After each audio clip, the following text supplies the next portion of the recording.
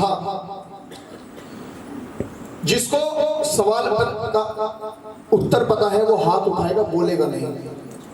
सही उत्तर देने पर मिलेगा खजाना और गलत उत्तर देने पर होगा हार का तो दरबार ही नहीं है, ये तो जीत का दरबार है, हार जाना नहीं, जुर्माना। सच्चे दरबार की आपकी मीठी मीठी तालियां, क्योंकि साज हट चुका है, आनंद लीजिए। भोर का समय है, भजन करते हैं समय संत महात्मा। हर जय जयकार करो सब मिलकर, आओ शरण भवानी की। इसको कहते हैं आध्यात्मिक लाइन। भाई साहब उधर से उठ करके आए, उनको पता है कथा कैसे सुननी चाहिए। अब देखो उनकी उम्र कितनी है, दोनों गुड़िया हद कर दी। बैठ जाओ, वो भी तो आए, देख कर ही सीख लो सच्चे दरबार की। और जय जयकार करो सब मिलकर, आओ शरण भवानी की। आओ जागरण सफल करे हम, कथा से तारा रानी की, कथा से तारा। वो दुर्गे महारानी नमो नमः, दुर्गे महारानी।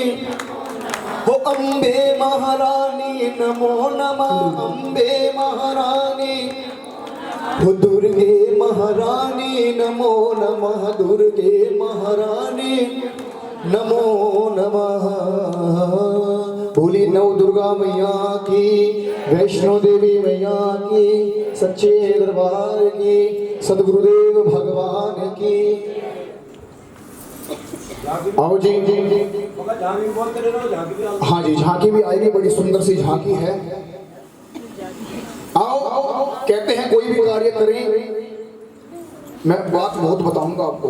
कथा तो मैं कर दूंगा आधे घंटे में, लेकिन कथा करने का आधे घंटे का फल नहीं मिलेगा। सुनना बात को। हम किसी के घर पे जा रहे हैं, पता नहीं क्या दिक्कत है क्या नहीं है, हमें पता नहीं है कुछ भी। हो सकता है वहां से कुछ दिक्कत हो जाए। इसलिए जो गुरु बनाते हैं उस गुरु का सुमिरन करो। कोई भजन गा रहे हैं, गुरु का सुमिरन करो। कहीं जा रहे हैं, कोई भी हम सत्संग में कीर्तन में जा रहे हैं, गुरु का सुमिरन, एक बार गुरु का नाम ले लो। जैसे मैं अब उनके चरण स्पर्श करके आया, ये बहुत छोटी छोटी बातें गूढ़ रहस्य होते हैं। कोई भी कार्य करते हैं गुरु अपने आप संभालते हैं। जो विपदा हम पे आने वाली है, कहते हैं माँ बाप पहले पता चल जाता है माँ बाप को कि इसको ये दिक्कत आने वाली है। सच्चे दरबार की गुरु का सुमरण करके, भगवान का सुमरण करके तब आगे हमें कदम रखना चाहिए। सच्चे दरबार की। आइए बंधुओं, एक समय की बात, स्पर्श नाम के राजा इस धरती पर जाने जाते थे। एक साल में जगराता तो कई बार कराते थे। अन्न धन के भंडार, किसी भी चीज की कमी नहीं। एक समय राजा स्पर्श ने अपने घर आंगन में हवन कराया, भंडारा। संत महात्मा ऋषि मुनि विद्वान पंडितों को बुलाया और सत्संग कीर्तन चल रहा है। कीर्तन चलते चलते रानी की आंख से आंसू बह जाते हैं और एक संत की नजर रानी पर पड़ जाती है। कहते संत बड़े परमार्थ में, शीतल जिनके अंग, और तपत बुझावे ओरन की फूंके अपने अंग। एक बात और सुन लो, अगर कथा के बीच में कोई शब्द समझ में आए, कोई बात समझ में आए, पूछ लेना, सम्मान मत बिल्कुल भी। आप पूछोगे तो हम शायद हम बता पाएंगे।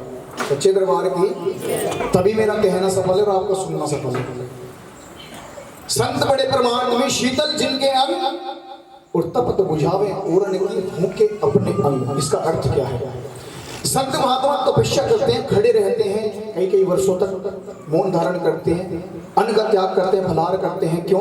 क्योंकि हम जैसे मूर्खों को ज्ञान दे सके, हम जैसों की विपदा दूर हो सके। सच्चे दरबार की रानी, तुम रो क्यों रही हो? रानी जवाब देती है, महाराज हमारे महल में, हमारे राज्य में कोई कमी नहीं है, अन्न धन के भंडार भरे हुए हैं, लेकिन इससे बड़ी दुख की बात क्या होगी कि हमारे घर में कोई संतान नहीं है। संत महात्मा दरबार से कुछ फल और फूल उठा करके रानी की झोली में डाल देते हैं कि जाओ, माँ भगवती की कृपा होगी और तुम्हारे घर में एक नहीं दो संतान पैदा होंगी। इनके सिर में लोटा, वो लोटा कह रहा जल मार दो, इनको नींद आ रही है। भैया जिसको नहीं नारी उठ के चला जाना, क्योंकि मैं कुछ भी पूछ सकता हूँ आपसे कथा के अंदर। सच्चे दरबार की जाओ। कुछ समय बाद आपके घर आंगन में एक नहीं दो संतान की प्राप्ति होगी। वक्त समय बीतने लगता है, धीरे धीरे समय अपनी रफ्तार पकड़ता है और वो समय आ जाता है जब राजा स्पर्श के घर में 2 कन्याओं का जन्म होता है। बोली सच्चे दरबार की। जब घर का मुखिया ही पागल हो तो प्रजा क्या करेंगे बताओ। सोन लग रही है हमारे मुखिया भी, हम कह रहे हैं वजह छीटा लगा तो ये खुद सोन लग रहे हैं। बड़ा का होएगा फिर सच्चे दरबार में समय आ जाता है, 2 कन्याओं का जन्म होता है। राजा स्पर्श विद्वान पंडितों को नामकरण के लिए बुलाते हैं और पंडित जी महाराज जब बड़ी कन्या को अपनी गोद में उठा करके हस्तरेखा देखते हैं, मस्तक देखते हैं कि राजन ये कन्या तुम्हारे कुल के लिए बड़ी सौभाग्यशाली, तुम्हारे कुल का नाम रोशन करेगी। इसका नाम हम रखते हैं तारा। नहीं, यही तो दिक्कत है। अब सुनिए ध्यान से। कुंवारी जो कन्या होती है उसको कुमारी करके बोलते हैं। रानी कब बनती है ना? बनते नहीं बनती, गलती मत क्या करो, एक शब्द ही दिक्कत कर जाएगा। तारावती, इसका हम नाम रखते हैं तारावती। और जैसे ही छोटी कन्या को अपनी गोद में लेते हैं, हस्तरेखा देखते हैं तो पंडित जी महाराज का चेहरा उदास हो जाता है। राजन कारण पूछते हैं, महाराज जब आपने बड़ी कन्या को अपने गोद में लिया, हस्तरेखा देखी तो आप बड़े मुस्कुरा रहे थे, बड़े खुश हो रहे थे, लेकिन जैसे ही छोटी कन्या को गोद में लिया तो आप उदास क्यों हो महाराज? क्या कारण बताएं? ये दोनों बहनें पूर्व जन्म में स्वर्गलोक की अप्सराएं हुआ करती थी, छगन और मगन। स्वर्गलोक में नृत्य क्या करती थी। एक समय की बात है, दोनों बहनें स्वर्गलोक में नृत्य कर रही हैं और लोमस ऋषि का आगमन होता है। दोनों बहनें देख करके महल से बाहर चली जाती हैं। लोमस ऋषि को जब ये ज्ञात होता है कि इन्होंने मेरा घोर अपमान किया है, इस अपमान का बदला मैं अवश्य लूंगा। दोनों बहनों को श्राप दे देती हैं कि आज से जाओ तो मृत्यु लोक में भ्रमण करोगे। सच्चे दरबार की, सच्चे दरबार की।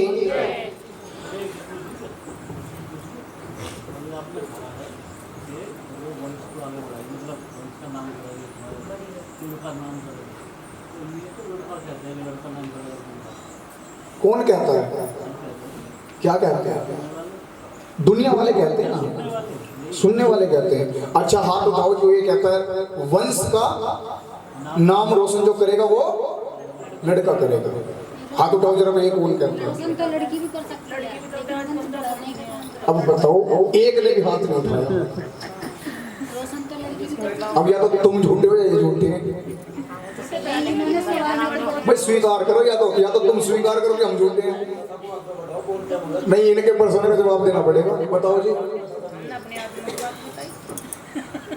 इन्होंने कहा कि नाम रोशन करना। नाम रोशन आज के समय में लड़कियां ज्यादा कर रही हैं लड़कों से। एक बार ताली बजाओ लड़कियों के लिए, कन्याओं के लिए। अब शांति बढ़ेगी। अच्छा, सच्चे दरबार में तो इनकी परीक्षा तुम ले रहे हो, इसका मतलब दोनों बहनें। जिसकी बेटी बढ़िया लायक लिखट जाए उसकी बेटी नाम रोशन कर दे, जिसका बेटा लायक लिखट जाए उसका बेटा नाम। सच्चे दरबार की ये दोनों बहनें स्वर्गलोक की अप्सराएं पृथ्वी लोक पर भ्रमण करने लगती हैं। राजा दक्ष के घर आंगन में इनका जन्म होता है और दोनों ही बहनें बड़ी ही भक्ति में